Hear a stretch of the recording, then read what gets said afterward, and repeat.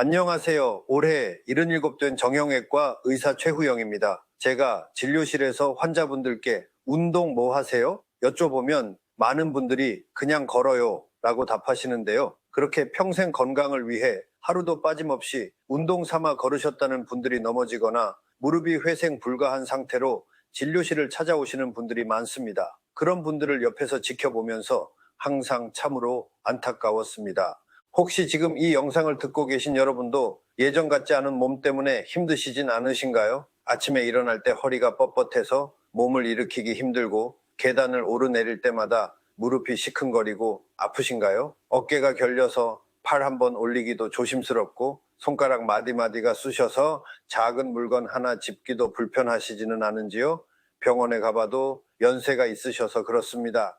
뾰족한 수가 없습니다. 하며 나이 탓이라는 말만 듣고 돌아서야 했던 경험 있으실 겁니다. 그래도 이렇게 걷기라도 하니 다행이지 스스로를 위로하며 그저 참고 계신 건 아닌지요. 하지만 여러분, 제가 50년간 수만 명의 환자분들을 지켜보며 내린 결론은 조금 다릅니다. 정말 그 걷는 것만으로 우리 몸을 끝까지 안전하게 지킬 수 있을까요? 만약 그 익숙한 걷기가 오히려 나이가 들수록 넘어짐의 위험을 높이는 함정일 수 있다면 어떻게 하시겠습니까? 믿기 어려우시겠지만 이것이 제가 진료실에서 매일 마주하는 현실입니다. 왜냐하면 나이가 들면서 우리 몸에는 눈에 잘 띄지 않는 세 가지 큰 변화가 찾아오기 때문입니다. 첫째, 우리 몸을 지탱하는 근육이 약해지고, 둘째, 몸의 중심을 잡는 균형 감각이 둔해지며, 셋째, 우리 몸의 기둥인 뼈가 점점 약해집니다. 이 세 가지 변화는 마치 그림자처럼 조용히 하지만 분명하게 우리를 약하게 만듭니다. 안타깝게도 우리가 흔히 하는 걷기 운동만으로는 이 세 가지 변화를 막아내기 어렵습니다. 오히려 약해진 상태에서 무리하게 걷다 보면 작은 턱에도 발을 헛디뎌 넘어질 수 있습니다. 그리고 그 한 번의 넘어짐이 우리의 평범했던 일상을 송두리째 바꿔놓을 수 있습니다.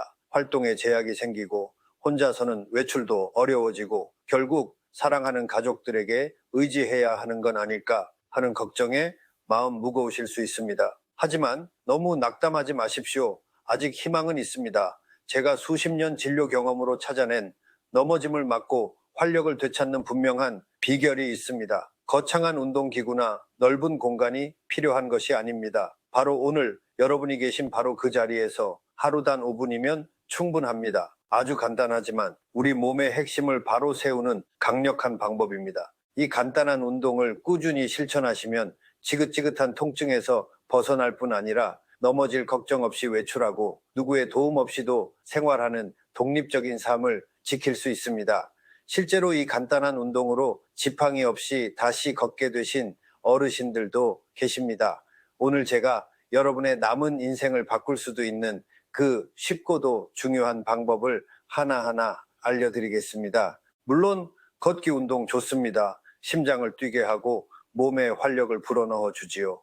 하지만 제가 수십 년간 환자분들을 뵈면서 안타까웠던 점은 많은 분들이 걷기만 하면 모든 것이 해결될 거라고 믿는다는 것입니다. 여러분, 이것 하나만은 분명히 말씀드려야겠습니다. 걷는 것만으로는 넘어짐을 막는데 가장 중요한 우리 몸의 기둥, 바로 근육과 균형 감각을 지켜낼 수가 없습니다. 왜 그럴까요? 우리 몸은 특히 나이가 들어가면서 눈에 보이지 않게 서서히 변해갑니다. 피부에 주름이 늘고 흰머리가 생기는 것은 거울을 보면 금방 알 수 있지요. 하지만 우리 몸속 근육이 매년 조금씩 사라지고 뼈가 약해지고 몸의 중심을 잡는 능력이 둔해지는 것은 겉으로 잘 드러나지 않습니다. 그래서 더 무서운 겁니다. 괜찮다고 생각하는 사이 우리 몸은 조용히 약해지고 있는 것이지요. 게다가 몸 상태를 고려하지 않고 무작정 걷기만 하는 것은 오히려 건강을 해칠 수도 있습니다.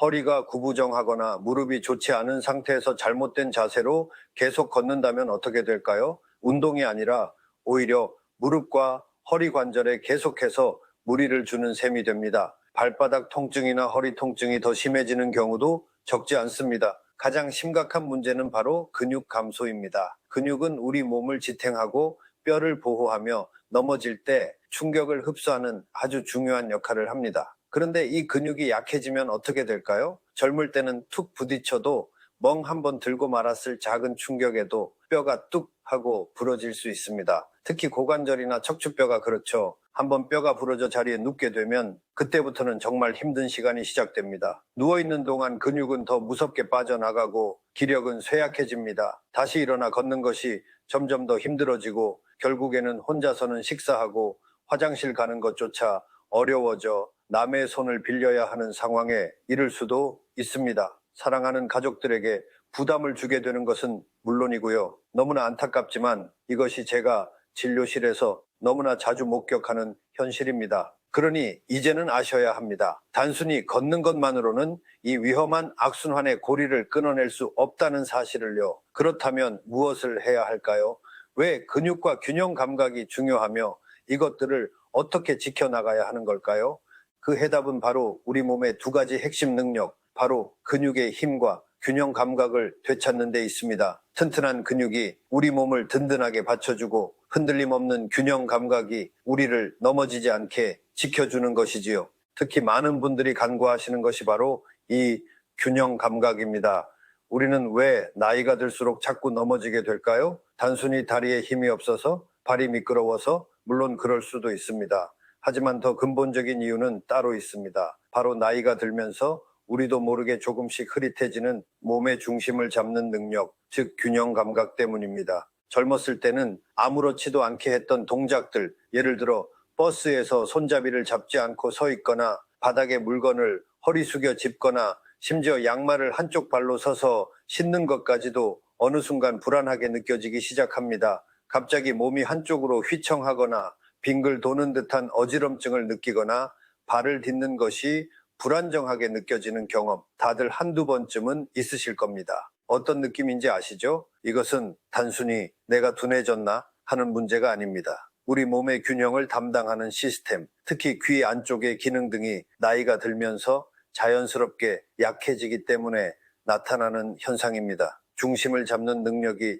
떨어지니 예전에는 아무렇지도 않던 작은 움직임에도 쉽게 휘청거리고 넘어지게 되는 것이지요. 제가 진료했던 한 어르신은 8순이 넘으셨지만 정정하셨습니다. 그런데 어느 날 집안 거실을 걷다가 순간적으로 중심을 잃고 그대로 넘어지셨어요. 다행히 크게 다치지는 않으셨지만 그 후로 걷는 것 자체를 두려워하게 되셨습니다. 또 넘어지면 어쩌나 하는 불안감에 외출도 잘 안 하시게 되고 그러다 보니 활동량이 줄어들고 결국 몸은 더 약해지는 악순환을 겪게 되셨지요. 이처럼 한번 넘어지고 나면 그 경험이 우리 마음에 큰 두려움을 남깁니다. 얼마나 위축되는지 모릅니다. 그 두려움 때문에 자꾸 몸을 사리게 되고 움직임은 점점 줄어들고 활동 방향은 집 안으로 좁혀집니다. 그러면 어떻게 될까요?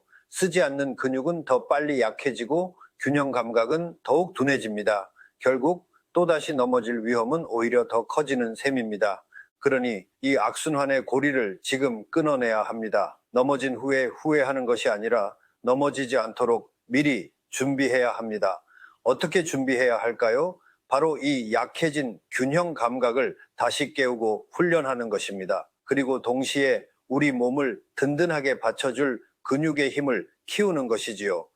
균형 감각을 되찾는 것만큼이나 중요한 것이 바로 우리 몸을 든든하게 받쳐주는 근육의 힘입니다. 특히 우리 몸의 중심을 잡아주고 땅을 딛고 서게 하는데 가장 중요한 역할을 하는 것이 바로 허벅지와 엉덩이 근육입니다. 이 근육들이 튼튼해야 우리는 안정적으로 걷고 계단을 오르고 의자에서 쉽게 일어설 수 있습니다. 마치 자동차의 엔진처럼 우리 몸을 움직이는 가장 기본적인 힘이 바로 이 하체 근육에서 나오는 것이지요. 뿐만 아니라 이 근육들은 걸을 때 땅으로부터 오는 충격을 흡수해주는 우리 몸의 천연 쿠션 역할도 합니다. 허벅지와 엉덩이 근육이 약해지면 어떻게 될까요? 걷는 충격이 고스란히 무릎과 허리 관절로 전달되어 통증이 생기기 쉽습니다. 무릎이 아파서 걷기 힘들다, 허리가 아파서 오래 서 있질 못하겠다 하시는 분들 중 상당수가 바로 이 하체 근육이 약해져 있기 때문입니다. 튼튼한 근육은 단순히 넘어지지 않게 하는 것을 넘어 통증 없이 편안하게 걷고 내가 가고 싶은 곳을 마음껏 다니며 활기차게 생활할 수 있는 가장 근본적인 힘이 되어줍니다. 근육이 줄어드는 것을 단순히 나이 탓으로만 여기고 방치해서는 안 되는 이유가 바로 여기에 있습니다. 여기서 한 가지 더 기억하셔야 할 것이 있습니다. 우리 몸은 머리끝부터 발끝까지 서로 긴밀하게 연결되어 있다는 사실입니다. 예를 들어 다리 근육이 약하면 어떻게 될까요? 우리 몸은 부족한 힘을 보충하기 위해 허리나 다른 부위의 근육을 무리하게 사용하게 됩니다. 그래서 다리 힘이 약한 분들이 허리 통증을 함께 호소하는 경우가 많습니다. 반대로 목이나 어깨 자세가 좋지 않으면 그 영향이 허리를 거쳐 다리까지 내려와 걸음걸이가 불안정해지기도 합니다. 이처럼 우리 몸은 어느 한 부분만 따로 생각할 수 없습니다. 건강하게 오래 서고 걷기 위해서는 약해진 근육은 키우고 둔해진 균형 감각은 깨우고 틀어진 자세는 바로잡는 노력이 함께 이루어져야 합니다. 그걸 어떻게 다 하냐고 지레 겁먹으실 필요는 없습니다. 제가 알려드릴 운동들은 이 모든 것을 함께 고려하여 만들어졌기 때문입니다. 다행히 이 중요한 근육의 힘과 균형 감각 그리고 몸의 조화는 특별한 곳에 가지 않아도 바로 여러분의 집 안에서 아주 간단한 방법으로 충분히 되찾고 키울 수 있습니다. 제가 지금부터 알려드릴 운동들은 수십 년간 수많은 환자분들께 권해드리고 또 그 효과를 직접 확인한 가장 중요하면서도 안전한 방법들입니다. 어려운 동작은 전혀 없습니다. 헬스장에 가실 필요도 비싼 운동기구를 장만하실 필요도 없습니다. 지금 여러분이 편안하게 계신 바로 그곳에서 TV를 보시거나 잠시 쉬는 시간을 이용해서 잠깐씩만 실천하시면 됩니다. 자, 그럼 첫 번째 운동부터 시작해 볼까요? 우리 몸의 균형 감각을 되살리는 가장 기본적이면서도 핵심적인 운동입니다. 바로 한 발로 중심 잡기 운동입니다. 이름 그대로 한 발로 서서 몸의 균형을 잡는 아주 단순한 동작인데요. 하지만 넘어짐을 예방하고 우리 몸의 중심을 바로 세우는 데는 이보다 더 효과적인 운동도 드뭅니다. 겉보기에는 너무 쉬워 보일지 몰라도 그 안에 숨겨진 효과는 정말 놀랍습니다. 가장 중요한 것은 안전입니다. 절대로 서두르지 마시고 반드시 넘어지더라도 바로 기댈 수 있는 튼튼한 벽 옆이나 쉽게 움직이지 않는 안정적인 의자나 식탁 옆에서 시작하십시오. 주변에 발에 걸릴 만한 물건은 없는지도 한번 둘러보시고요. 준비되셨다면 먼저 벽이나 의자를 가볍게 손으로 짚거나 가까이 선 자세에서 시작합니다. 허리는 꼿꼿하게 펴고 시선은 정면을 자연스럽게 바라보세요. 이제 천천히 한쪽 발을 바닥에서 아주 살짝만 들어 올린다는 느낌으로 들어봅니다. 다리를 너무 높이 들려고 애쓰실 필요는 전혀 없습니다.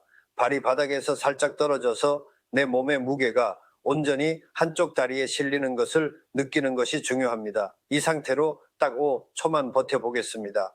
처음에는 몸이 조금 흔들릴 수도 있고 5초가 길게 느껴질 수도 있습니다. 괜찮습니다. 3초라도 좋습니다. 중요한 것은 시작하는 것입니다. 5초를 버텼다면 천천히 들었던 발을 바닥에 내려놓습니다. 그리고 이번에는 반대쪽 발을 똑같은 방법으로 살짝 들어 올려 5초간 유지합니다. 숨은 참지 마시고 편안하게 계속 쉬세요. 이렇게 양쪽 발을 번갈아 가며 서너 번 정도 반복해 보세요. 처음 며칠은 이것만으로도 충분합니다. 조금 익숙해졌다 싶으시면 버티는 시간을 점차 늘려봅니다. 5초가 편안해지면 10초, 그 다음엔 15초, 최종적으로는 30초까지 버티는 것을 목표로 해보세요. 시간이 늘어날수록 다리와 허리에 힘이 생기고 몸의 중심을 잡는 능력이 좋아지는 것을 느끼실 수 있을 겁니다. 버티는 시간이 늘어나면 이제는 벽이나 의자에 댔던 손을 살짝 떼거나 손가락 끝만 살짝 대는 정도로 의지하는 힘을 줄여보세요. 그러다가 나중에는 아무것도 잡지 않고 스스로 균형을 잡아보는 겁니다. 더 나아가서는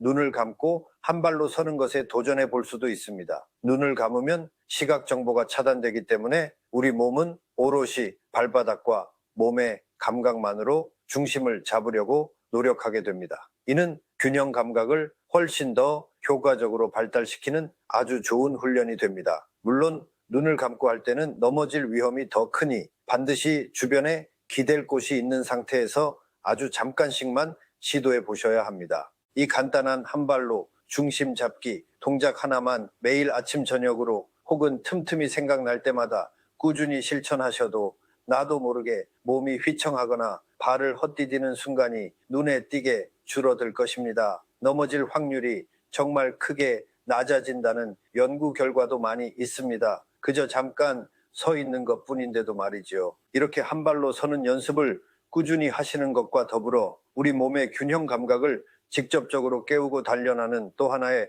아주 중요한 운동이 있습니다. 혹시 자리에 앉았다가 갑자기 일어설 때 혹은 잠자리에서 고개를 돌릴 때 눈앞이 핑 하고 도는 듯한 어지럼증을 느껴보신 적 없으신가요? 나이가 들어서 그러려니 하고 넘기기 쉽지만 이것은 단순히 피곤해서 그런 것이 아니라 우리 귀 안쪽에 있는 몸의 균형을 담당하는 아주 중요한 기관이 약해졌다는 신호일 수 있습니다. 이 중요한 평형 기관을 부드럽게 자극하고 다시 건강하게 만드는 운동이 바로 천천히 몸 돌리기입니다.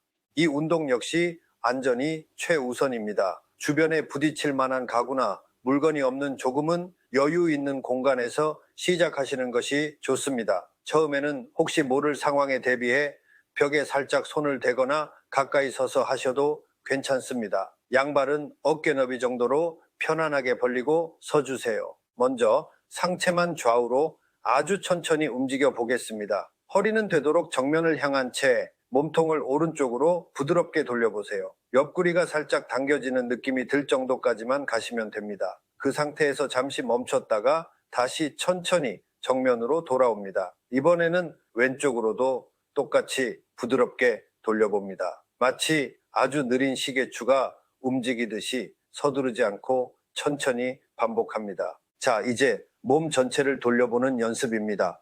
이것은 특히 방향을 바꿀 때 어지럼증을 느끼는 분들께 도움이 됩니다. 아주 중요하니 잘 들어주세요. 몸을 오른쪽으로 한 바퀴 돌려볼 텐데요. 이때 가장 중요한 것은 속도입니다. 정말 아주 천천히 돌아야 합니다. 발을 조금씩 옮겨가면서 마치 슬로우 모션 화면처럼요. 절대로 휙 하고 빠르게 돌면 안 됩니다. 빨리 돌면 오히려 어지러움이 더 심해질 수 있습니다. 숨을 편안히 쉬면서 물 흐르듯이 부드럽게 내 몸의 감각 하나하나를 느끼면서 천천히 돌아보세요. 한 바퀴 다 돌았다면 잠시 멈춰서 숨을 고릅니다. 괜찮으시다면 이번에는 반대 방향, 왼쪽으로도 똑같이 아주 천천히 돌려봅니다. 이 동작은 우리 귀 안의 균형 기관을 직접적으로 자극하여 그 기능을 다시 활성화시키는 데 큰 도움이 됩니다. 어지럼증을 자주 느끼시는 분들이라면 매일 몇 차례씩 꾸준히 반복해 보세요.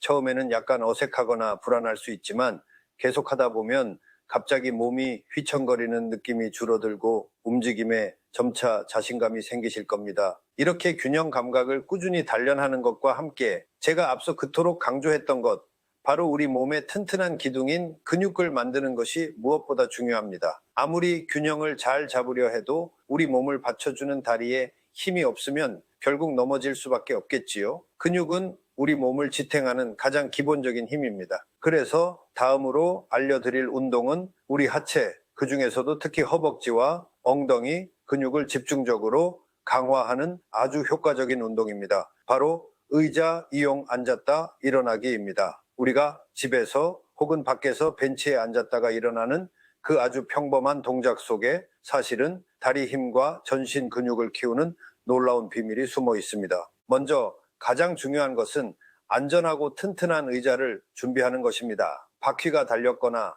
너무 가벼워서 쉽게 밀리는 의자는 위험합니다. 흔들리지 않고 안정감 있는 일반적인 식탁 의자 정도의 높이가 가장 좋습니다. 너무 푹신하거나 낮은 소파보다는 조금 단단한 의자가 운동 효과를 높이는 데 더 도움이 됩니다. 의자 앞쪽 끝에 살짝 걸터앉는 느낌으로 앉아주시고 두 발은 어깨 너비 정도로 벌려 바닥에 편안하게 완전히 붙여줍니다. 자, 이제 의자에서 일어나 보겠습니다. 너무 빠르지 않게 상체를 앞으로 살짝만 숙여주세요. 허리가 아니라 엉덩이 관절을 접는다는 느낌으로요. 그런 다음 양쪽 발 뒤꿈치로 바닥을 꾹 밀어낸다는 느낌과 함께 엉덩이에 힘을 주면서 천천히 일어나 보세요. 완전히 쭉 일어서신 후에는 허리를 꼿꼿하게 펴고 잠시 멈춥니다. 여기까지가 일어서는 동작입니다. 이제 다시 앉아볼 텐데요. 사실은 앉는 동작이 더 중요합니다. 많은 분들이 일어설 때는 신경 쓰지만 앉을 때는 털썩 하고 그냥 주저앉는 경우가 많습니다. 이렇게 하면 운동 효과도 떨어지고 무릎에 부담을 줄 수 있습니다. 앉을 때는 마치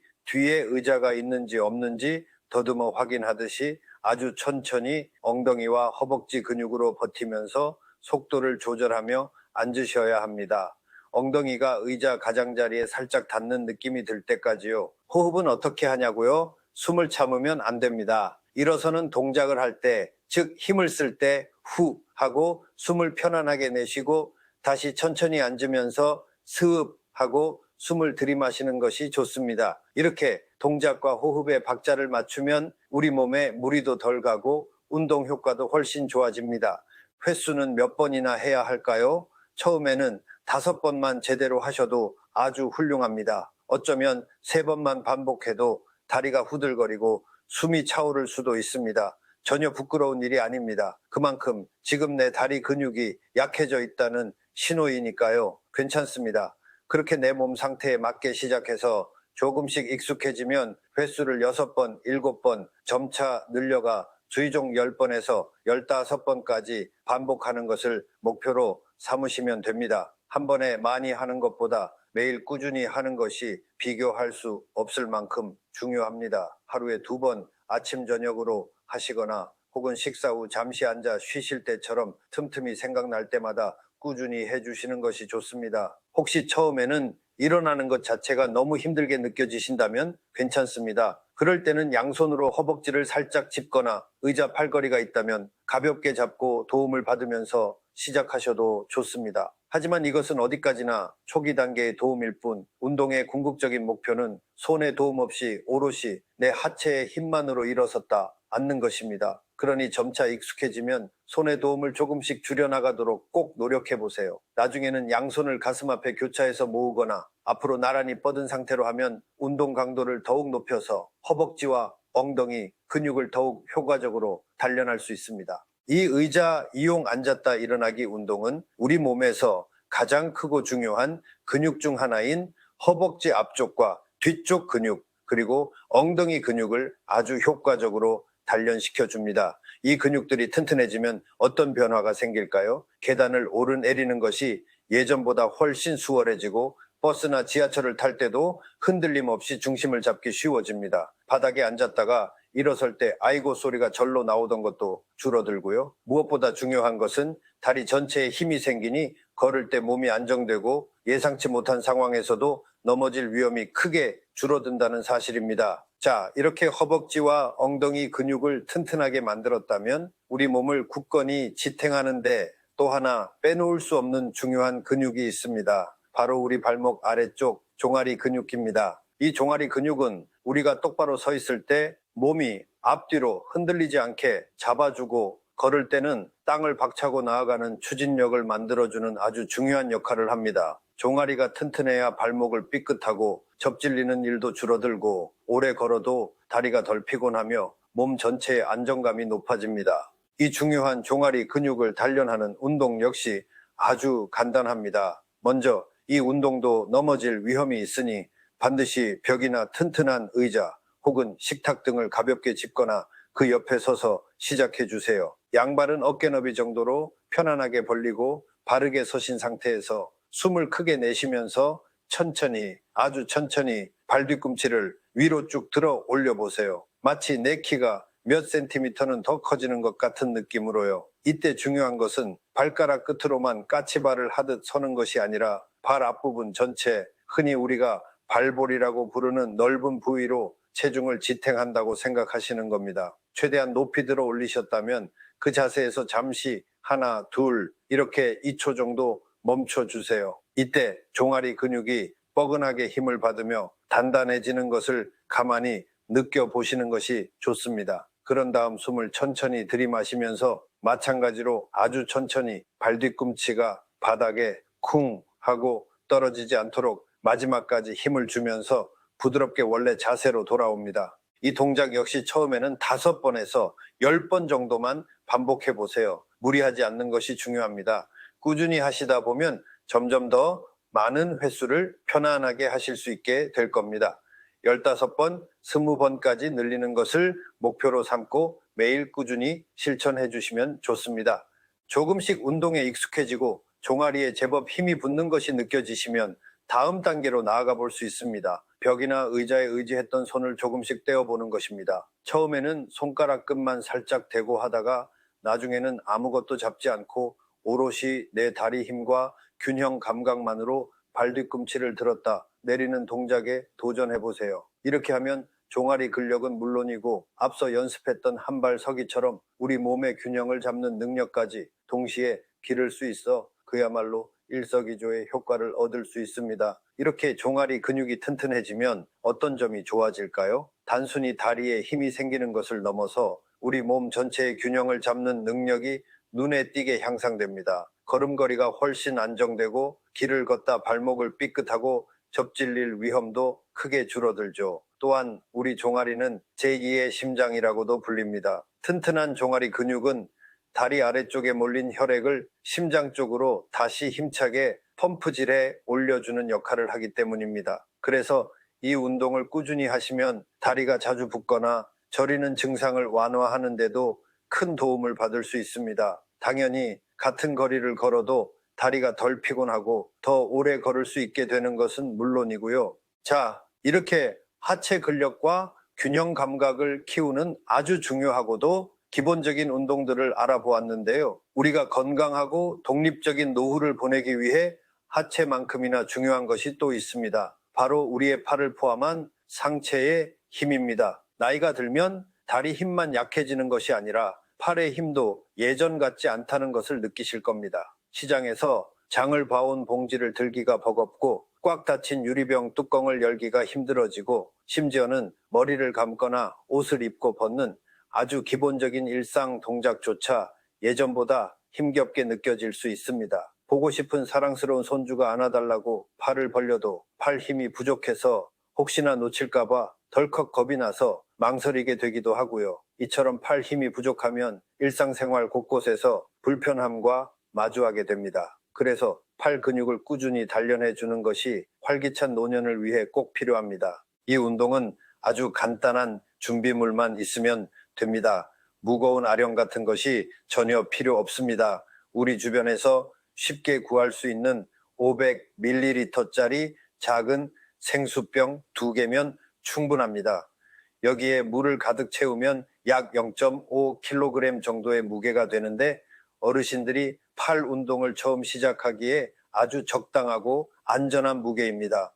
의자에 허리를 펴고 편안하게 앉으시거나 혹은 무릎을 살짝 굽히고 안정적인 자세로 서서 준비합니다. 양손에 물병을 하나씩 가볍게 잡고 손바닥이 정면 혹은 약간 몸쪽을 향하도록 합니다. 이때 팔꿈치는 가능한 한 옆구리에 가볍게 붙인다는 느낌으로 최대한 고정시켜주는 것이 중요합니다. 이제 숨을 편안하게 내쉬면서 팔꿈치는 가능한 한 옆구리에 붙인 채로 고정하고 손에 쥔 물병을 천천히 어깨 높이 근처까지 반원을 그리며 들어 올립니다. 이때 팔 위쪽, 흔히 우리가 알통이라고 부르는 이두박근에 힘이 집중되는 것을 느껴보세요. 너무 빠르지 않게 근육의 움직임을 느끼면서 올리는 것이 중요합니다. 최고 지점까지 올렸다면 잠시 하나, 둘 숨을 멈추지 않고 그 자세를 유지하며 근육이 수축하는 느낌에 집중합니다. 그런 다음에는 숨을 천천히 들이마시면서 더욱 중요한 것은 내리는 동작입니다. 팔에 힘을 빼고 휙 하고 물병을 떨어뜨리듯 내리는 것이 아니라 마치 무거운 물건을 조심스럽게 내려놓듯이 근육의 힘으로 무게를 통제하며 천천히, 아주 천천히 팔을 펴서 시작 자세로 돌아갑니다. 일반적으로 올릴 때보다 내릴 때 시간을 조금 더 들여서 예를 들어 올릴 때 2초가 걸렸다면 내릴 때는 3초부터 4초 정도 걸린다는 느낌으로 하시면 더욱 효과적입니다. 호흡은 앞서 말씀드린 대로 힘을 쓰는 동작인들어 올릴 때 후 하고 내쉬고 힘을 풀며 내릴 때 습 하고 들이마시는 것을 기억해 주세요. 숨을 참으면 혈압이 오를 수 있으니 동작을 하는 내내 편안한 호흡을 유지하는 것이 안전과 효과 측면 모두에서 중요합니다. 횟수는 어느 정도가 적당할까요? 한쪽 팔당 8번에서 12번 정도 반복하는 것을 한 세트로 생각하시면 됩니다. 처음에는 각 팔에 한 세트씩만 천천히 정확한 자세로 해보시고 이것이 익숙해지고 힘이 좀 붙는다 싶으시면 중간에 1분 정도 잠시 쉬었다가 한 세트를 더 반복하는 식으로 2세트에서 3세트까지 점차 늘려보셔도 좋습니다. 매일 꾸준히 하셔도 좋고 근육에도 휴식이 필요하니 하루 걸러 한 번씩 실천하셔도 충분히 효과를 보실 수 있습니다.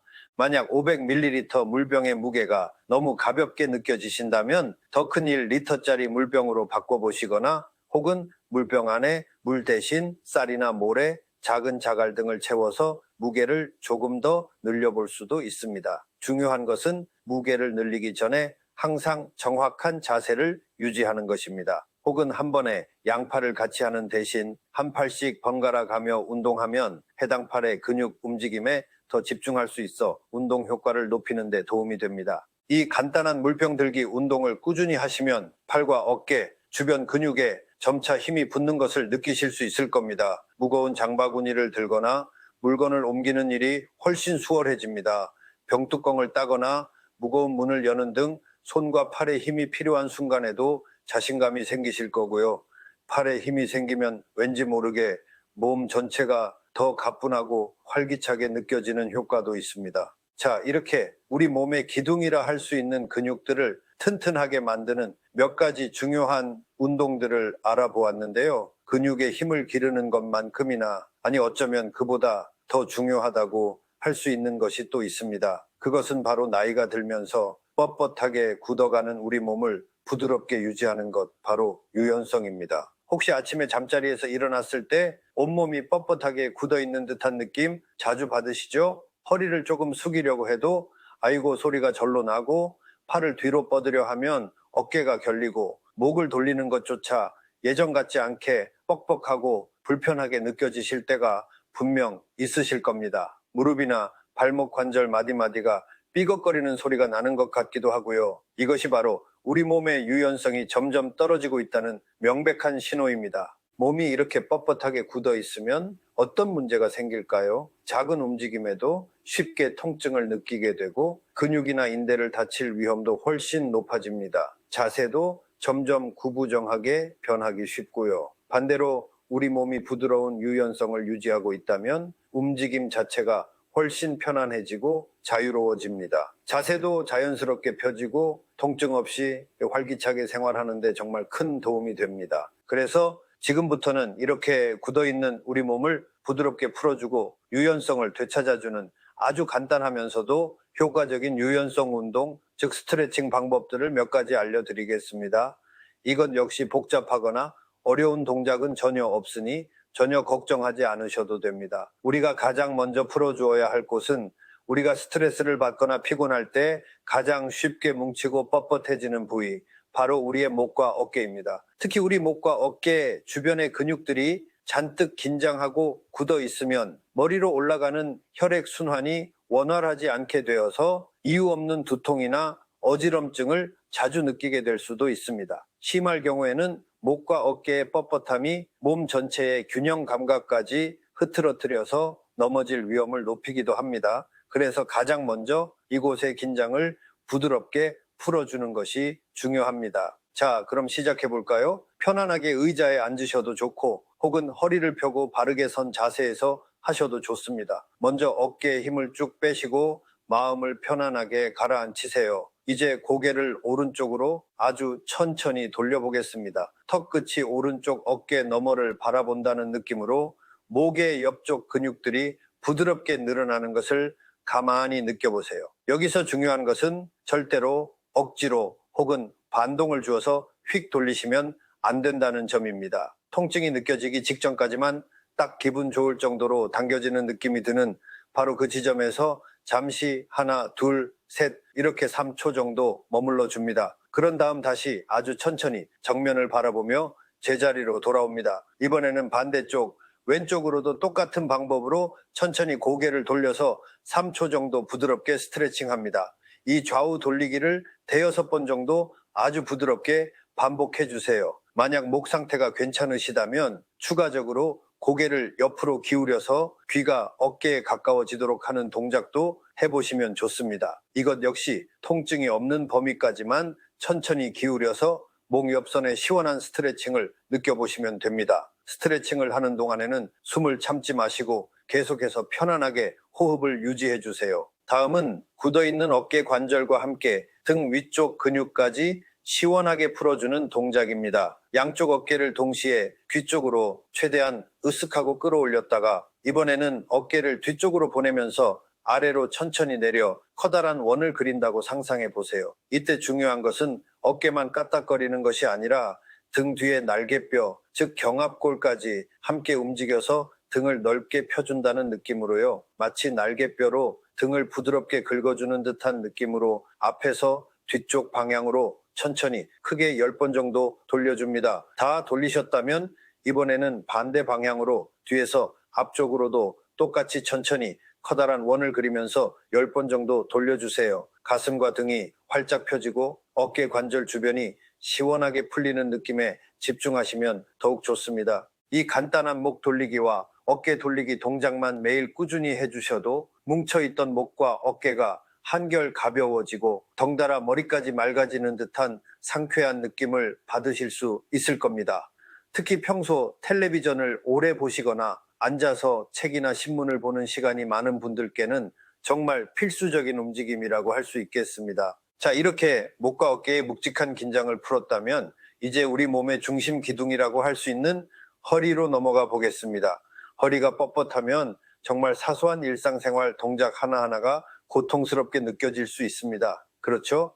허리가 굳어 있으면 단순히 앉았다 일어나는 것뿐만 아니라 바닥에 떨어진 물건을 집으려고 허리를 숙일 때, 세면대에서 세수하려고 허리를 굽힐 때, 심지어는 잠자리에서 편안하게 돌아 눕는 것조차 힘들고 통증을 유발할 수가 있습니다. 그래서 허리의 건강한 유연성을 지키는 것이 활기찬 노후를 위해 정말로 중요합니다. 허리가 부드러워야 몸 전체의 움직임이 자유로워집니다. 그래서 지금부터는 의자에 앉은 상태에서 아주 쉽고 안전하게 할 수 있는 간단한 허리 돌리기 동작부터 알려드리겠습니다. 먼저 등을 곧게 펴고 의자에 바르게 앉으신 상태에서 시작합니다. 발은 바닥에 편안히 내려놓으시고요. 숨을 편안하게 내쉬면서 배꼽은 가능한 한 정면을 계속 바라보도록 유지하시고 여러분의 상체만 천천히 오른쪽으로 돌려보세요. 마치 옆에서 누가 내 이름을 불렀을 때 부드럽게 돌아보는 것처럼요. 이때 중요한 것은 허리를 억지로 비틀거나 반동을 주지 않는 것입니다. 내가 편안하게 갈 수 있는 범위까지만 허리와 옆구리 근육이 부드럽게 늘어나는 것을 느끼면서 돌려주세요. 만약 괜찮으시다면 오른손으로 의자 등 마디나 옆부분을 가볍게 잡고 왼손은 오른쪽 허벅지 바깥쪽에 살며시 대어서 몸통이 돌아가는 것을 조금 더 안정적으로 도와줄 수 있습니다. 시선도 억지로 뒤를 보려 하지 마시고 몸이 돌아가는 방향을 따라 자연스럽게 오른쪽 뒤편을 바라봅니다. 이렇게 옆구리와 허리 근육이 기분 좋게 늘어나는 느낌에 집중하면서 그 자세로 약 최소 길게는 10초 정도 편안하게 머물러 주세요. 물론 호흡은 계속 자연스럽게 쉬셔야 합니다. 숨을 참으시면 몸이 긴장하게 됩니다. 충분히 스트레칭을 느꼈다고 생각되시면 다시 아주 천천히 서두르지 않고 정면으로 돌아옵니다. 잠시 숨을 고르신 후 이번에는 반대쪽 왼쪽으로도 똑같은 방법으로 상체를 부드럽게 돌려서 최소 10초간 유지합니다. 이렇게 좌우로 번갈아 가면서 대여섯 번 정도 반복해 주시면 왠지 모르게 뻐근하고 답답했던 허리가 한결 부드러워지고 시원해지는 것을 분명히 느끼실 수 있을 겁니다. 다음은 허리 전체와 등 근육까지 길게 늘려주어 더욱 시원함을 느낄 수 있는 허리 숙이기 동작입니다. 역시 의자의 허리를 비교적 곧게 펴고 바르게 앉으신 상태에서 시작합니다. 숨을 크게 내쉬면서 배꼽을 등 쪽으로 살짝 끌어당긴다는 느낌으로 상체를 천천히 앞으로 숙여 내려가 보세요. 양손은 힘을 빼고 바닥을 향해 편안하게 툭 늘어뜨리거나 만약 가능하다면 손끝이 발끝이나 바닥에 가까워지도록 뻗어봅니다. 이때 등이 자연스럽게 동그랗게 말리면서 목덜미부터 허리 아래쪽까지 척추 마디마디와 등 근육 전체가 시원하게 이완되는 것을 느껴보세요. 목에도 힘을 완전히 빼서 머리의 무게로 목 뒤쪽 근육까지 함께 스트레칭 될 수 있도록 합니다. 절대로 무리하지 마시고 내가 불편함 없이 내려갈 수 있는 편안한 지점까지만 내려가셔서 그 자세로 약 10초에서 15초 정도 머물러 주세요. 눈을 감고 깊게 숨을 쉬면서 허리와 등의 긴장이 마치 눈 녹듯이 스르르 풀려나가는 것을 느껴보시는 것도 좋습니다. 충분히 이완되었다고 느껴지면 다시 숨을 천천히 들이마시면서 척추 마디마디를 아래쪽부터 하나씩 차곡차곡 쌓아 올린다는 느낌으로 아주 천천히 상체를 일으켜 원래의 바른 자세로 돌아옵니다.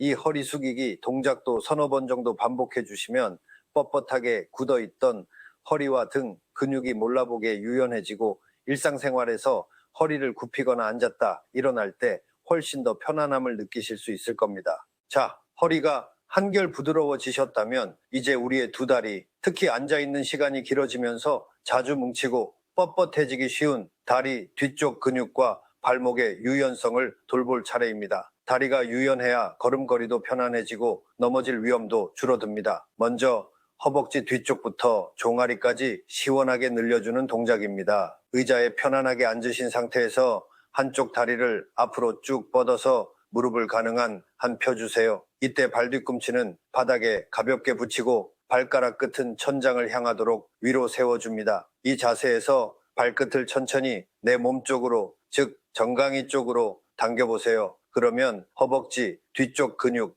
햄스트링에서부터 종아리 근육까지 다리 뒤쪽 전체가 시원하다 싶을 정도로 쭉 늘어나는 느낌이 드실 겁니다. 이때 허리가 너무 구부정하게 숙여지지 않도록 가슴을 펴주시는 것이 좋습니다.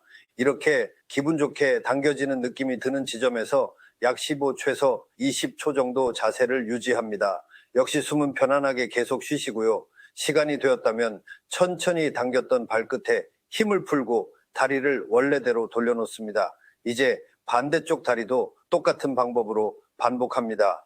이렇게 양쪽 다리를 번갈아 가며 두세 번 정도 해주시면 무겁고 뻣뻣했던 다리가 한결 가벼워지고 개운해지는 것을 느끼실 수 있습니다.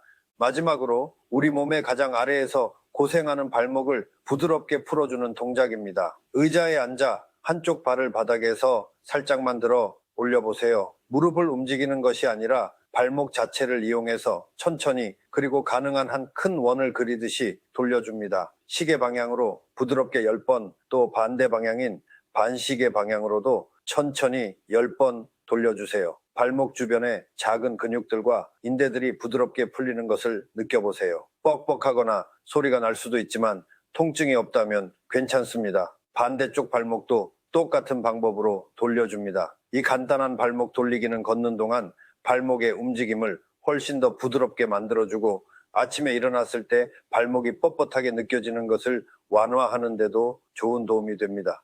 자, 이렇게 우리 몸의 균형 감각을 키우고 굳어있던 근육과 관절을 부드럽게 풀어주며 또 필요한 근력까지 강화하는 중요한 운동들을 알아보았는데요. 이 모든 것이 잘 어우러져야 건강하고 활기찬 노후를 보낼 수 있습니다. 그런데 여러분, 혹시 이런 경험은 자주 없으신가요? 집 앞에서 버스 정류장까지 조금만 빨리 걸어도 숨이 가슴 끝까지 차오르고 옆 사람과 이야기하며 걷기 힘들 정도로 가슴이 두근거리는 느낌 말입니다.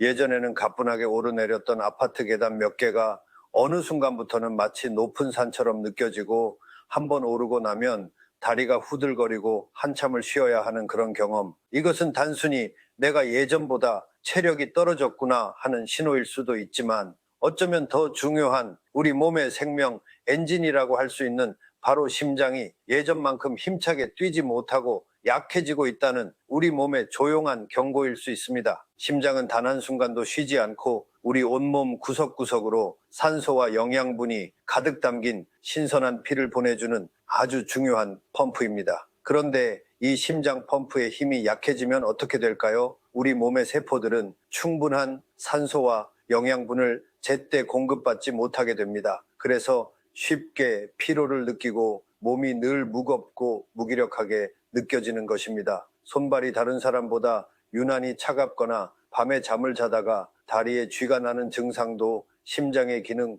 저하와 관련이 있을 수 있습니다. 반대로 심장이 젊고 건강하게 힘차게 뛴다면 어떻게 될까요? 온몸에 활력이 넘치고 같은 거리를 걸어도 훨씬 덜 지치며 피로에서도 빨리 회복됩니다. 손발 끝까지 혈액이 원활하게 돌면서 몸 전체가 따뜻하고 건강하게 유지됩니다. 결국 튼튼한 심장은 우리가 단순히 오래 사는 것을 넘어 마지막 순간까지 활기차고 건강하게, 즉 삶의 질을 높이며 살아가는데 가장 기본적이면서도 중요한 요소인 것입니다. 그렇다면 이 소중한 우리의 심장을 어떻게 해야 더 튼튼하고 건강하게 만들 수 있을까요? 그 가장 확실하고 효과적인 해답은 바로 유산소 운동을 꾸준히 하는 것에 있습니다. 유산소 운동이란 이름에서도 알 수 있듯이 운동하는 동안 우리 몸이 산소를 충분히 활용하면서 심장 박동수를 높이고 폐 기능을 활발하게 만들어주는 운동을 말합니다. 대표적으로는 우리가 지금 이야기하고 있는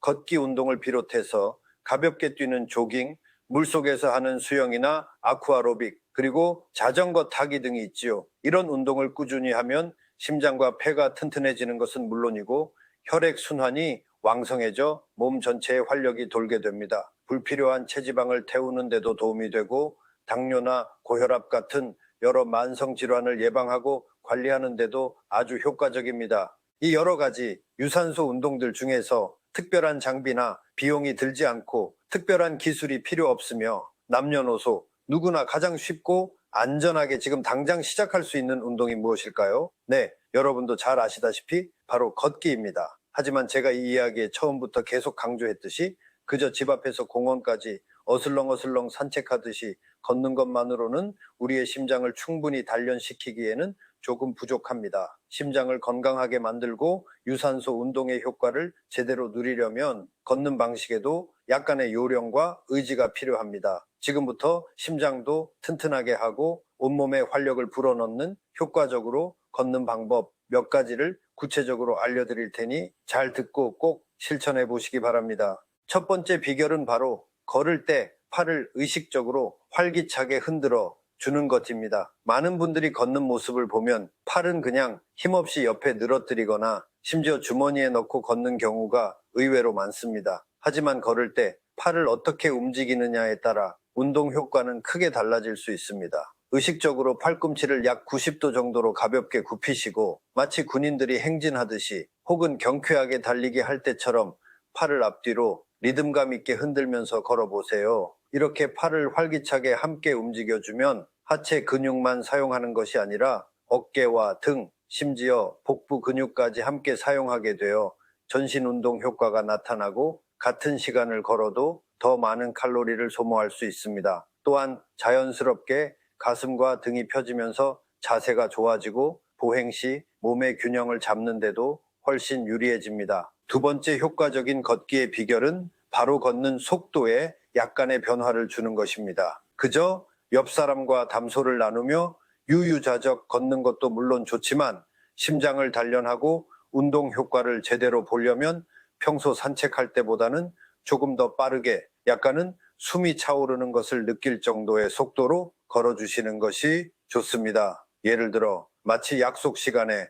살짝 늦어서 종종 걸음을 치는 정도의 속도라고 생각하시면 이해가 쉬울까요? 옆에 있는 사람과 간단한 대화는 나눌 수 있지만 좋아하는 노래를 흥얼거리기는 조금 힘들 정도, 그리고 걸으면서 등이나 이마에 땀이 살짝 맺히고 호흡이 가빠지는 것을 느낄 정도의 속도가 바로 여러분의 심장과 폐를 건강하게 단련시켜주는 가장 적절한 강도입니다. 너무 숨이 차서 가슴이 답답하거나 어지러울 정도까지 하실 필요는 전혀 없습니다. 아, 내가 지금 운동을 하고 있구나 하고 몸이 느낄 수 있는 정도면 충분합니다. 바로 이 정도의 기분 좋은 숨가쁨이 우리 심장과 폐를 효과적으로 자극하고 튼튼하게 만들어주는 신호이니까요. 너무 편안하게만 걸으시면 아쉽게도 유산소 운동의 효과를 충분히 얻기는 어렵습니다. 세 번째, 그리고 어쩌면 습관을 만드는 데 있어 가장 중요한 비결은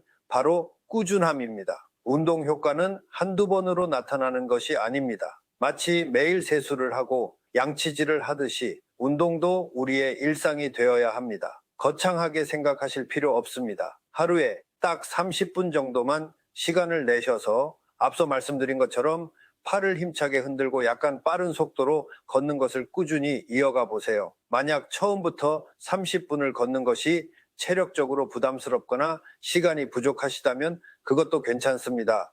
10분이나 15분씩 하루에 두세 번으로 나누어서 실천하셔도 우리 몸은 충분히 긍정적인 변화를 경험합니다.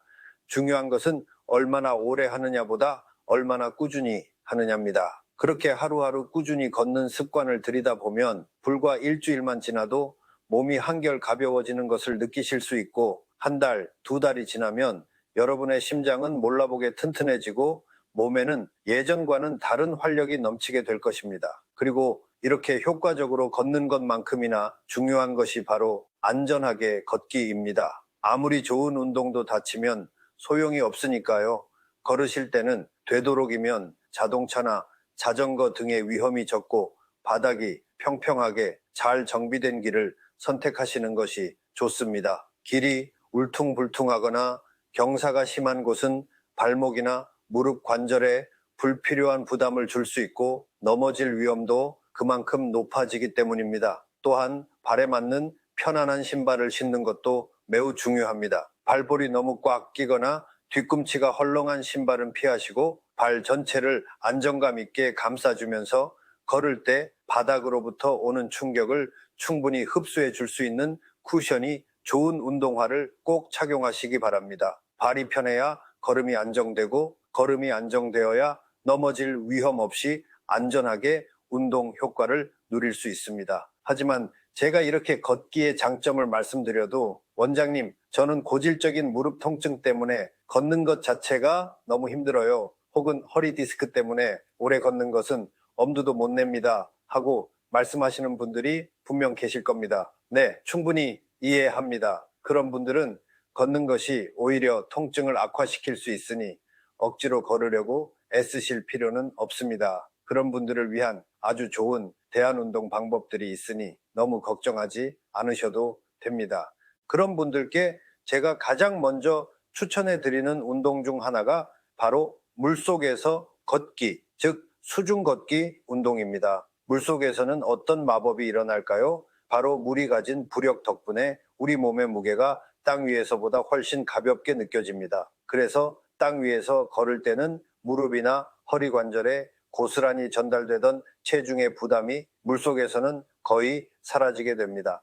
관절 통증 때문에 걷기 힘들었던 분들도 물속에서는 훨씬 편안하게 걸으실 수 있는 이유가 바로 이것입니다. 가까운 수영장이나 혹은 물이 허리나 가슴 깊이 정도까지 오는 얕은 곳에서 천천히 걸어보세요. 처음에는 앞으로 걷는 것부터 시작해서 옆으로 걷기, 뒤로 걷기 등 방향을 바꿔가며 걸어보시는 것도 좋습니다. 또한 물속에서는 물 자체의 저항이 있기 때문에 그냥 걷는 것만으로도 다리 근육을 포함한 전신 근육에 부드러우면서도 효과적인 저항 운동이 됩니다. 물속에서 걸으실 때 팔을 앞뒤로 힘차게 젓거나 혹은 무릎을 평소보다 조금 더 높이 들어 올리면서 제자리 행진하듯이 걸어보시면 운동 효과를 더욱 크게 높일 수 있습니다. 이처럼 물속 걷기는 우리의 소중한 관절은 안전하게 보호하면서도 심폐 기능을 강화하고 물의 저항을 이용해 전신 근육까지 부드럽게 단련할 수 있는 그야말로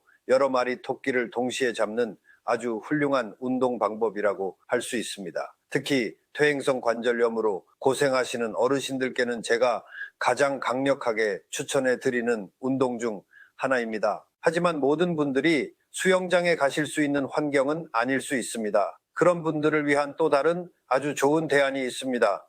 바로 실내 자전거 타기입니다. 비가 오거나 눈이 오는 궂은 날씨에도 혹은 미세먼지가 심하거나 너무 덥거나 추운 날에도 전혀 구애받지 않고 집 안에서 편안하고 안전하게 할 수 있다는 정말 큰 장점을 가지고 있지요.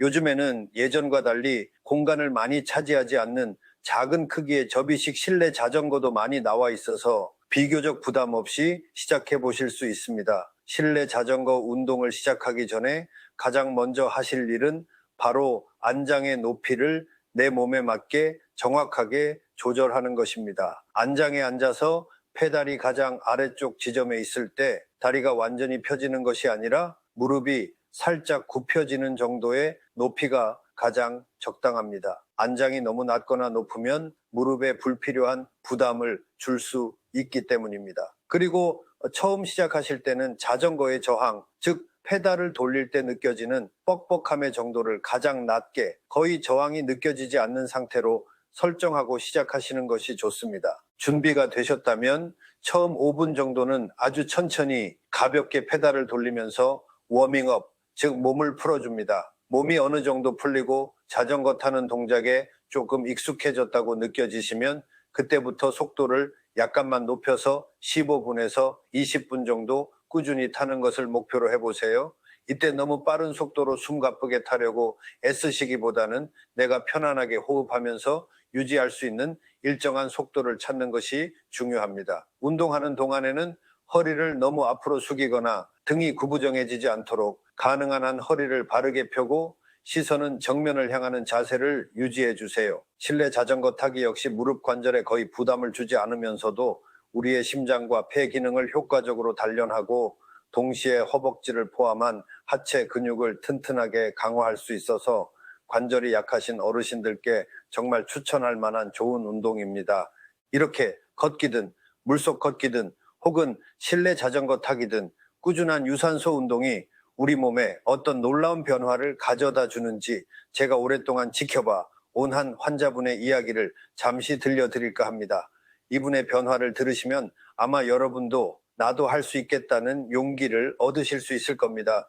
하지만 여기서 제가 정말 꼭 강조하고 싶은 점이 있습니다. 운동이 우리 몸에 보약이 되는 것은 분명하지만 때로는 심각한 독이 될 수도 있다는 사실입니다. 아무리 좋은 운동이라고 소문이 났더라도 현재 내 몸의 상태를 정확히 알지 못한 채 무작정 따라하거나 혹은 이 정도는 괜찮겠지 하는 생각으로 무리하게 운동 강도를 높이다 보면 오히려 건강을 되찾기는커녕 몸을 해치고 예기치 않은 심각한 부상으로 이어질 수 있습니다. 제가 의사로서 가장 안타까움을 느낄 때가 바로 그런 경우입니다. 건강해지고 싶은 순수한 마음으로 열심히 운동을 시작하셨다가 잘못된 방법이나 무리한 욕심 때문에 오히려 허리나 무릎을 다쳐서 고통스러워하며 병원을 찾아오시는 분들을 뵐 때입니다. 그래서 지금부터는 우리가 앞서 배운 이 좋은 운동들의 효과는 최대한으로 누리면서도 우리의 소중한 몸을 안전하게 지킬 수 있는 몇 가지 아주 중요한 원칙들에 대해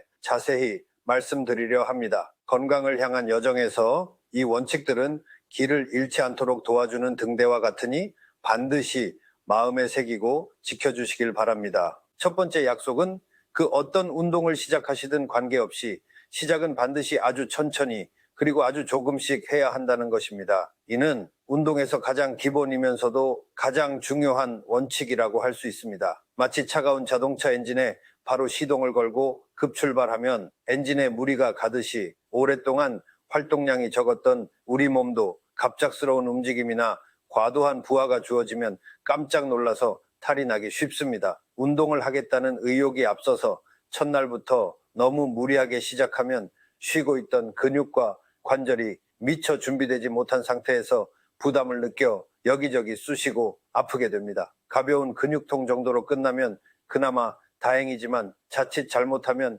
인대나 힘줄을 다치는 더 큰 부상으로 이어져서 오랫동안 고생하실 수도 있습니다. 예를 들어서 오늘부터 걷기 운동을 시작하신다고 마음 먹으셨다면 첫날은 딱 5분이나 10분 정도만 집 주변을 가볍게 걸으시는 것만으로도 아주 훌륭한 시작입니다. 에게 겨우 그거? 하고 생각하실 수도 있지만 우리 몸이 새로운 움직임에 안전하게 적응할 시간을 주는 것이 무엇보다 중요합니다. 그렇게 며칠간 편안하게 느껴지신다면 그때 조금씩 시간을 늘려서 15분, 20분으로 서서히 늘려가시는 것이 가장 안전하고 현명한 방법입니다. 앞서 배운 근력 운동도 마찬가지입니다. 의자에서 앉았다 일어나는 운동을 처음 하실 때 10번을 채우기 힘들다면 5번, 아니 3번만 정확한 자세로 반복하셔도 괜찮습니다. 스트레칭 역시 처음부터 과도하게 몸을 늘리려고 애쓰지 마시고 약간 기분 좋게 당겨지는 느낌이 드는 정도까지만 부드럽게 시작하세요. 이렇게 내 몸의 소리에 귀 기울이며 점진적으로 운동 강도와 시간을 높여나가야만 우리 몸은 거부감 없이 운동을 받아들이고 긍정적인 변화를 안전하게 만들어가기 시작합니다. 두 번째 약속은 운동 중에 혹시라도 느껴지는 통증은 절대로 무시하거나 외면하지 말라는 것입니다. 통증은 우리 몸이 우리에게 보내는 아주 정직하고 중요한 경고 신호라는 것을 항상 기억하셔야 합니다. 물론 운동을 하고 나면 평소 안 쓰던 근육이 약간 뻐근하거나 다음날 기분 좋게 알이 배기는 듯한 느낌은 자연스러운 현상일 수 있습니다. 하지만 운동을 하는 도중에 갑자기 특정 부위가 날카롭게 찌릿하고 아프거나 관절 속 깊은 곳이 욱신거리는 느낌이 들거나 혹은 어떤 특정 동작을 할 때마다 계속해서 불편한 통증이 느껴진다면 그것은 이 정도는 참아야지 하고 가볍게 넘길 문제가 결코 아닙니다. 그것은 바로 지금 즉시 운동을 멈추고 쉬어야 한다는 우리 몸의 강력하고도 절박한 신호입니다. 특히 우리 어르신들의 경우에는 젊었을 때처럼 고통 없이는 얻는 것도 없다는 식의 생각은 대단히 위험할 수 있습니다.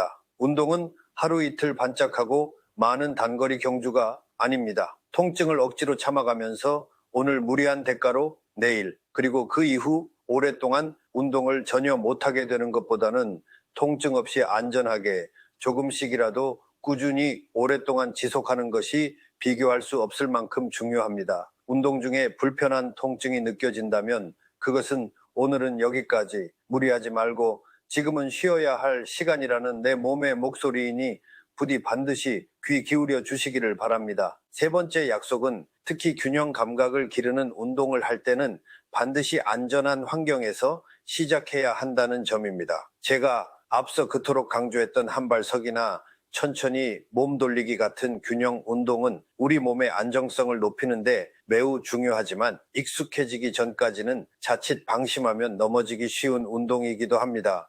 따라서 이런 종류의 운동을 하실 때는 반드시 운동을 시작하기 전에 주변 환경부터 꼼꼼하게 살펴보셔야 합니다. 발에 걸려서 넘어질 만한 문턱이나 바닥에 놓인 물건 혹은 전선등은 없는지, 바닥이 물기나 다른 이유로 미끄럽지는 않은지 반드시 확인해야 합니다. 그리고 넘어지더라도 즉시 붙잡거나 기댈 수 있는 튼튼한 벽이나 무거워서 쉽게 밀리지 않는 식탁이나 의자 같은 안정적인 지지물을 반드시 옆에 두고 시작하는 것이 필수적입니다. 제가 예전에 진료했던 한 어르신께서는 거실 한가운데 매트도 깔지 않은 맨바닥에서 혼자 한 발 서기를 연습하시다가 순간적으로 중심을 잃고 넘어지시는 바람에 손목뼈가 부러져서 오랫동안 큰 고생을 하셨습니다. 이런 안타까운 사고를 미리 예방하려면 운동 시작 전에 반드시 주변의 위험 요소를 먼저 살피고 제거하여 안전한 환경을 확보하는 습관을 꼭 들이셔야 합니다. 또한 운동하실 때는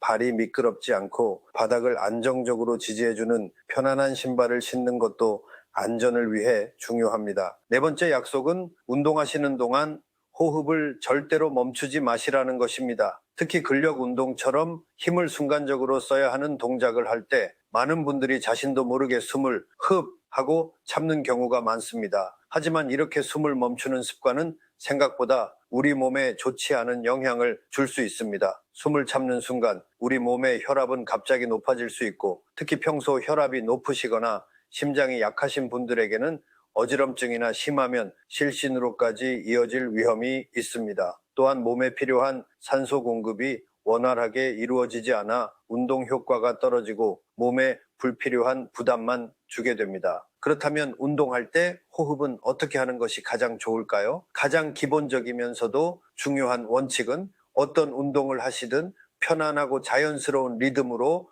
호흡을 계속해서 이어가는 것입니다. 억지로 호흡법을 맞추려고 너무 신경 쓰시기보다는 그냥 평소 숨 쉬듯이 편안하게 하시는 것이 오히려 좋습니다. 굳이 요령을 말씀드리자면 일반적으로 힘을 쓸 때 예를 들어 의자에서 일어설 때나 물병을 들어 올릴 때는 숨을 후 하고 길게 내쉬고 다시 힘을 빼며 원래 자세로 돌아올 때, 즉 앉거나 팔을 내릴 때는 스읍 하고 숨을 천천히 들이마시는 것이 좋습니다. 하지만 이 규칙을 너무 의식하기보다는 그냥 동작하는 내내 숨을 멈추지 않고 편안하게 쉬어야 한다는 사실만 꼭 기억해 주시면 충분합니다. 호흡은 단순히 산소를 들이마시는 행위를 넘어 우리 몸과 마음을 안정시키고 운동의 자연스러운 리듬을 만들어주는 아주 중요한 요소라는 것을 잊지 마십시오. 자, 이제 마지막 5번째 약속입니다. 이것 역시 많은 분들이 간과하기 쉬운 부분인데요. 바로 운동 전후는 물론이고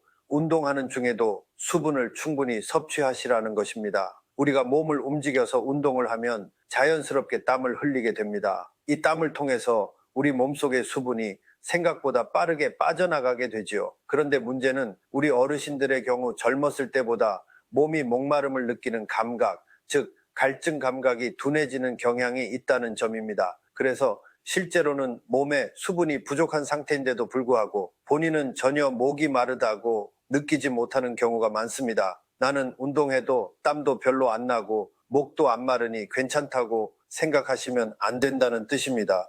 이렇게 몸에 수분이 부족한 상태, 즉 가벼운 탈수 상태에서 운동을 계속하게 되면 어떤 일이 벌어질까요? 피로가 훨씬 더 빨리 쌓이고 운동 능력도 눈에 띄게 떨어지며 심할 경우에는 어지럼증이나 다리에 쥐가 나는 근육 경련 등이 발생할 수도 있습니다. 따라서 운동 중에는 의식적으로 수분을 보충하는 노력이 반드시 필요합니다. 제가 권해드리는 방법은 이렇습니다. 운동을 시작하기 약 30분쯤 전에 미지근한 물을 미리 한 컵 정도 마셔서 우리 몸이 운동을 받아들일 준비를 하도록 도와주세요. 그리고 운동을 하는 동안에도 목이 마르지 않더라도 15분에서 20분 정도 간격으로 물을 두세 모금씩 조금씩 자주 마셔주는 것이 좋습니다.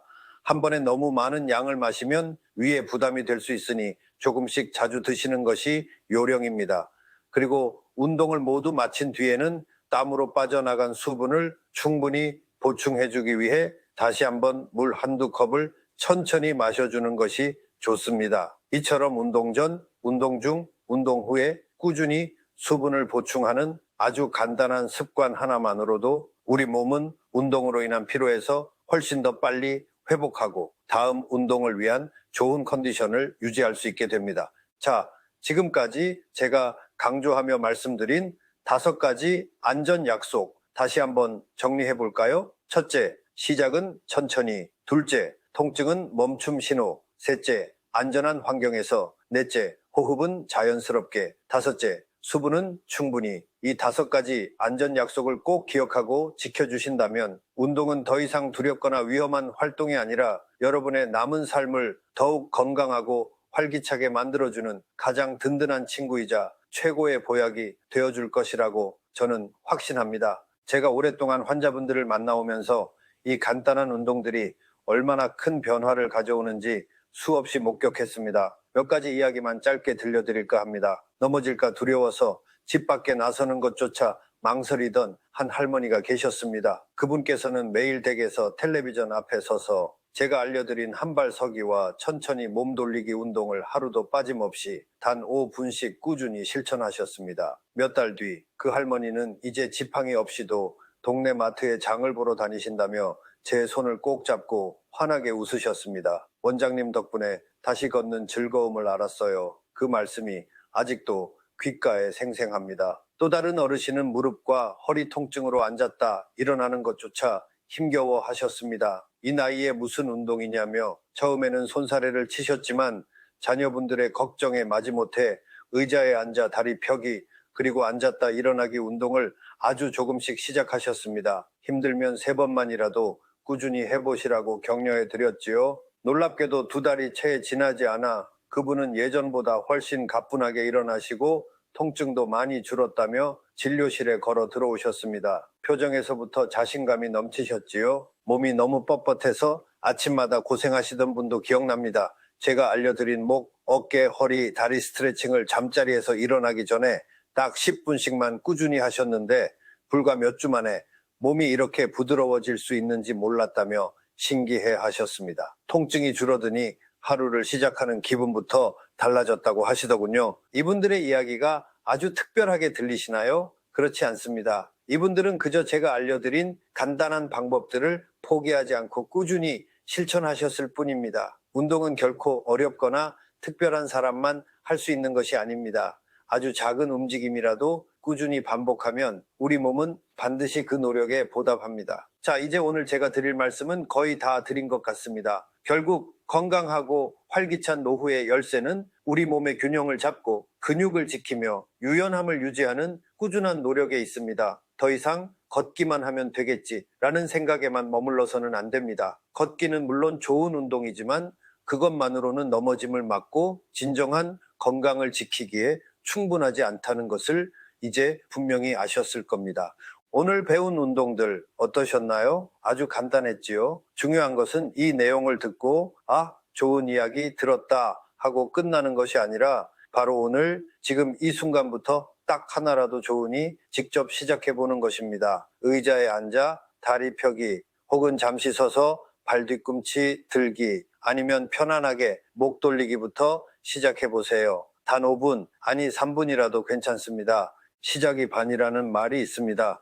오늘 여러분이 내딛는 이 작은 첫걸음이 쌓이고 쌓여 내일 여러분은 오늘보다 더 꼿꼿하게 서고 더 자신 있게 걷고 더 자유롭게 활동하는 자신을 분명히 발견하게 될 것입니다. 넘어짐에 대한 두려움 없이 누구에게도 의지하지 않고 내가 원하는 삶을 내 힘으로 살아가는 것. 이것이 제가 여러분께 드리고 싶은 가장 큰 선물입니다. 부디 오늘 배운 내용들을 잊지 마시고 여러분 자신을 위해 그리고 여러분을 사랑하는 가족들을 위해 바로 오늘부터 건강을 위한 작은 실천을 시작해 보시기를 간절히 바랍니다. 여러분 모두가 마지막 순간까지 건강하고 활기차게 그리고 행복하게 살아가시기를 진심으로 응원하겠습니다. 지금까지 평생 환자 곁을 지켜온 77 새정형외과 의사 최후영이었습니다. 경청해 주셔서 진심으로 감사합니다.